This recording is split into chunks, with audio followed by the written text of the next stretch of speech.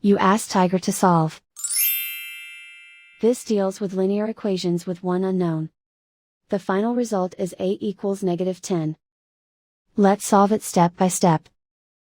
Group all constants on the right side of the equation. Subtract 3 from both sides.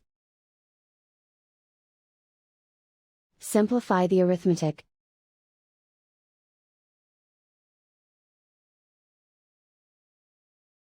Isolate the a.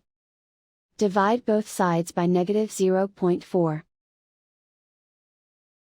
Cancel out the negatives.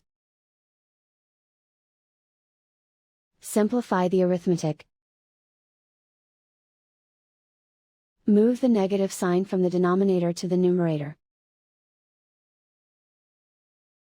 Simplify the arithmetic.